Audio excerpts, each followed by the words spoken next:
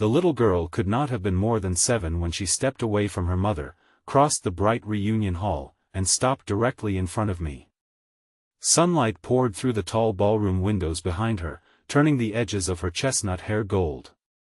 She studied my face with an expression far too serious for a child, then smiled as though she had finally found someone she had been searching for all her life. Before I could ask her name, she reached for my hand and said, "Mommy knew you'd come." Across the room, my first love stood frozen beneath a banner celebrating 20 years since graduation. She was dressed in black, a widow's ring still resting on her finger, and the moment our eyes met, every year between us disappeared. Before I tell you what happened next, please like, comment, share, and subscribe to Ancient Truth if you believe in kindness, second chances, and the possibility that some people are meant to find their way back to each other. My name is Callum Reeves, and for most of my adult life, I believed regret was something a person eventually learned to outgrow. I thought it faded with time, the way old photographs lost their color or familiar voices became difficult to remember. I was wrong. Regret did not disappear. It simply learned how to live quietly inside me, waking whenever I passed our old high school, whenever I heard a certain song on the radio, or whenever someone casually asked whether I had ever been in love. I always answered that question with a joke, because the honest answer was complicated. I had been in love once, completely and without caution, with a girl named Maren Whitlock. And when life gave me a choice between holding on to her and chasing the future I thought I wanted, I chose the future. 20 years later, that future had given me a successful architectural firm, a beautiful house, and an impressive list of accomplishments. It had not given me peace. The reunion was held on a bright Saturday afternoon in the restored ballroom of an old country club outside Cedar Glen. I almost did not attend. The invitation had sat unopened on my kitchen counter for nearly 3 weeks. Even after confirming, I came close to turning the car around twice. I told myself I disliked reunions, that I had deadlines, that 20 years was too long to pretend old classmates still knew one another. The truth was simpler. Maren's name appeared on the attendance list. I had searched for her over the years more times than I cared to admit. I knew she had married a doctor named Gideon Holt. I knew they had moved north. I knew they had a daughter. I also knew, from an obituary I had discovered 11 months earlier, that Gideon had died after a long illness. I had stared at that notice for an hour, feeling grief for a man I had never met and shame for the small, selfish part of me that wondered whether Maren ever thought of me. When I entered the ballroom, the afternoon sun was so bright that everyone seemed surrounded by a soft glow. Former classmates stood around white-clothed tables decorated with old yearbook photographs, laughing about hairstyles, failed exams, and teachers who had frightened us. For the first hour, I convinced myself Maren had changed her mind. Then the room shifted. It was not dramatic. No music stopped. No one announced her arrival. Yet I felt her presence before I saw her, the way a person senses rain before the first drop falls. She stood near the window speaking with our former literature teacher. Her hair, once long and nearly black, now rested in loose waves against her shoulders. She had the same steady eyes, the same graceful posture, but grief had changed her in subtle ways. There was a gentleness in her face that had not been there when we were young, and a tiredness around her smile that made something ache in my chest. Beside her stood the little girl who had now taken my hand. Her name, I later learned, was Isolde. She wore a pale blue dress and carried a small canvas bag decorated with stars. Maren came toward us slowly, as if crossing the ballroom required more courage than she had expected. She looked down at our joined hands, then back at me. For several seconds, neither of us spoke. I had rehearsed this moment hundreds of times over the years. In those imagined conversations, I was charming, calm, and prepared. In reality, all I managed was her name. Maren answered with mine, and the sound of it in her voice nearly broke me. She apologized for Isolde's words, but the child immediately insisted that her mother had once shown her a photograph and said I always kept my promises. Maren's cheeks colored. She gently asked her daughter to visit the dessert table, but Isolde refused to leave until I promised not to disappear. That word struck harder than it should have. Disappear. It was what I had done 20 years earlier. Maren and I had begun dating during our final year of high school, though we had been inseparable long before that. She came from a family that owned a struggling orchard outside town. I was the son of a restless father who believed success only existed somewhere far away. Maren dreamed of studying education and returning to teach in Cedar Glen. I dreamed of escaping.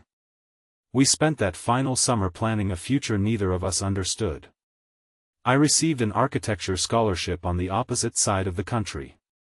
She was accepted at a college only 2 hours from home because her father's health was failing and she wanted to help her family. I promised distance would not change us. For a while, it did not. We wrote letters, called whenever we could, and saved money for visits. Then my classes became demanding, my new life became exciting, and I began treating her love like something that would patiently wait for me. The final wound came during winter break of my second year. Maren's father had suffered a stroke. She asked me to come home for a few days because she was terrified. I said I would. I even bought a ticket. Then a professor offered me a place on a prestigious design project that could shape my career. I chose the project. I told Maren I could not leave.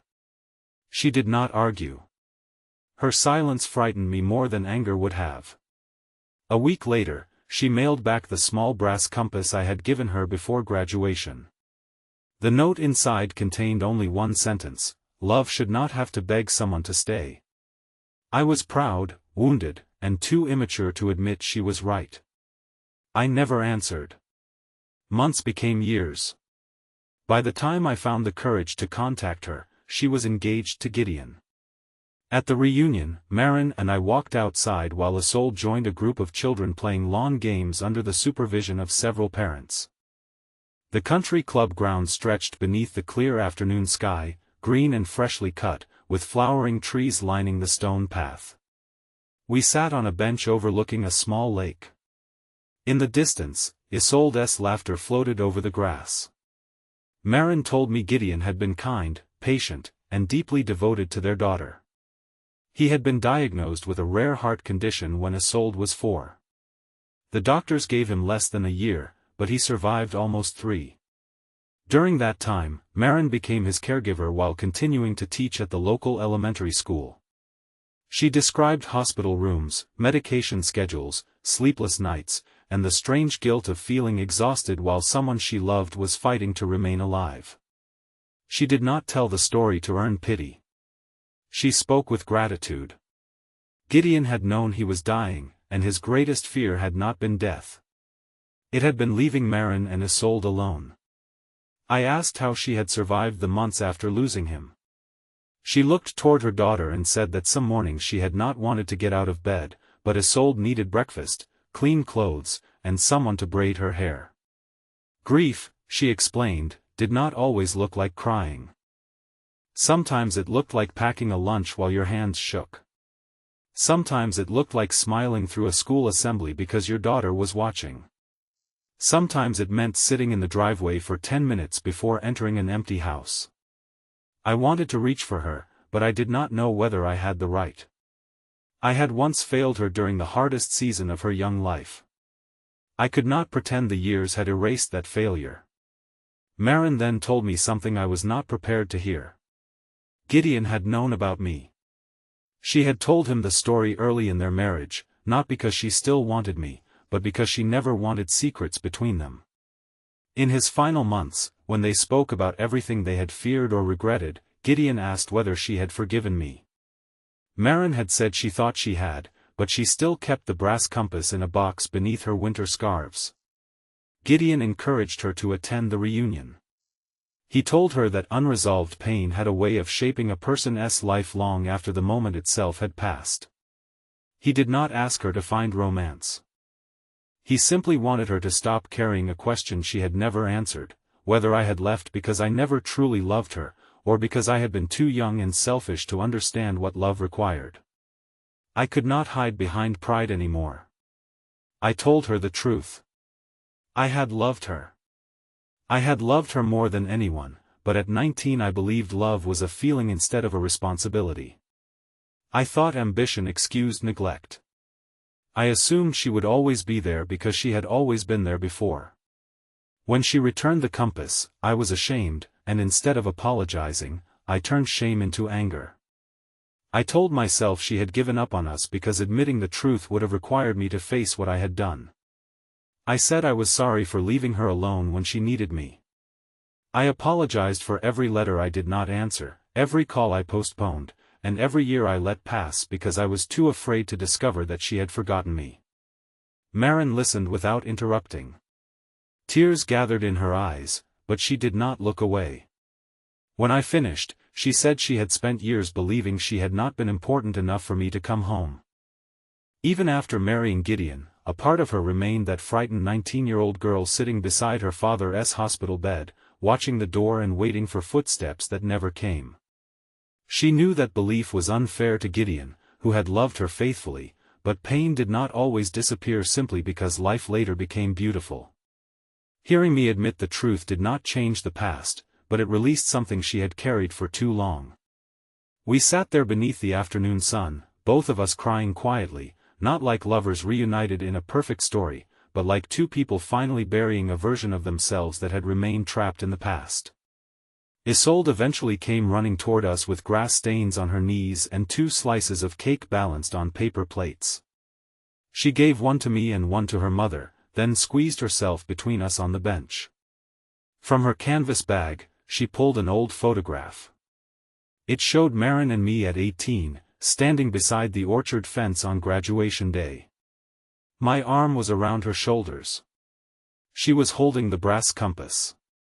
I stared at the picture, stunned that Maren still had it. Isolde explained that her mother sometimes looked at the photograph when she felt sad.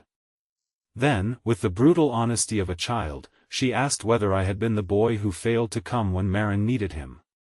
My throat tightened. I told her I was. She studied me carefully and asked whether I still broke promises. Maren tried to stop her, but I answered. I said I hoped I did not, though becoming better did not erase the hurt I had caused. Isolde considered this, then nodded as if deciding something important. She told me her father had said people should be judged not only by their worst mistake, but by what they did after understanding it. I looked at Maren, and she whispered that Gideon used to say that whenever Isolde was frightened of failing. The reunion continued around us, but the 3 of us remained outside most of the afternoon. Isolde showed me photographs of her school projects and told me about her dream of becoming an astronaut, a veterinarian, or possibly a pastry chef. Maren laughed more freely as the hours passed. I learned she still taught 4th grade, still lived near the orchard, and had recently begun restoring the old farmhouse after years of neglect. She learned that I had never married. I told her there had been relationships, but I had always kept part of myself protected. She did not romanticize that confession. She said loneliness was not proof of devotion. Sometimes it was only fear. She was right, as she had been so many years before. When the reunion began winding down, Maren said she and Isolde planned to visit the orchard before returning home. The property had been sold after her father died, but the new owners allowed her to visit the old hill where her family once watched the sunset. I almost let them go. The old fear rose in me, whispering that she was grieving, that I might complicate her life, that perhaps forgiveness was all this day was meant to provide. Then Isolde took my hand again and asked whether I wanted to see the place where her mother had hidden something beneath an apple tree. Maren looked embarrassed but did not object. We drove separately to the orchard. By late afternoon, the rows of trees were glowing beneath the sun. The air smelled of warm earth and leaves. Maren led us to a tall apple tree near the remains of an old wooden fence. Beneath a flat stone, she uncovered a small metal box. Inside were several faded letters I had written during our first year apart, the graduation photograph, and the brass compass. Maren placed the compass in my palm. Its surface was scratched, but the needle still moved. She said she had nearly thrown it away many times, yet something always stopped her. I closed my fingers around it and told her perhaps it had never been pointing toward a place. Perhaps it had been pointing toward the person I needed to become.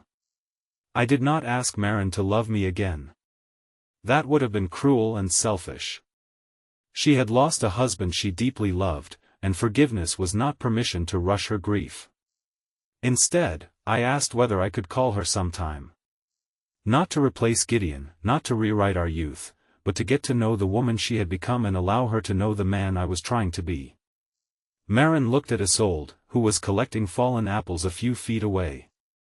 Then she looked back at me and said one phone call would be all right. One phone call became many. Over the following months, I visited Cedar Glen on weekends. Sometimes Maren and I had coffee while Isolde attended art lessons. Sometimes the three of us worked on the farmhouse, scraping old paint from window frames or repairing loose boards on the porch. I learned that healing was not dramatic. It happened slowly, through consistency. It was showing up exactly when I said I would. It was listening when Maren spoke about Gideon without jealousy. It was attending Isolde's school presentation and sitting in the second row because the first had been reserved for family. It was understanding that love did not demand immediate answers. Nearly a year after the reunion, on another bright afternoon, Maren invited me to the orchard.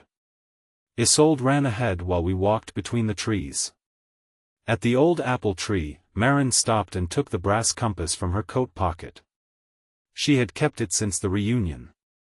She placed it in my hand and closed my fingers around it. Then she told me she was ready to stop measuring me against the boy who had left. She could not promise where our path would lead, but she wanted to walk it with me. There was no dramatic crowd, no music, and no perfect declaration. There was only sunlight passing through the leaves, Isolde laughing somewhere nearby, and Maren standing before me with tears in her eyes. I reached for her carefully, giving her every chance to step back. She did not. When she rested her forehead against mine, I understood that second chances were not gifts given to erase our failures. They were responsibilities. They asked us to become worthy of the trust being offered. Years later, when people asked Isolde when our family truly began, she never mentioned our wedding or the day I moved into the farmhouse. She always said it began at the reunion, when she recognized me from an old photograph and decided I looked like someone who had finally learned how to come home. If this story touched your heart, please support the video by liking, sharing, and subscribing to Ancient Truth. Your engagement helps more stories about healing, forgiveness, and second chances reach people who may need them. Before the story ends, please comment, "Some promises deserve a second chance," if you believe genuine love is proven by showing up. Maren had been right all those years ago. Love should never have to beg someone to stay. Real love stays willingly. It remains patient with grief, honest about the past, and brave enough to build something new without pretending nothing was broken. I could not return to the hospital room where she once waited for me. I could not become the young man she had needed then. But every morning afterward, I had the chance to be the man who showed up now. And sometimes, that is the deepest truth about redemption: we cannot change the door we failed to walk through yesterday, but when life opens another one, we can finally choose not to leave.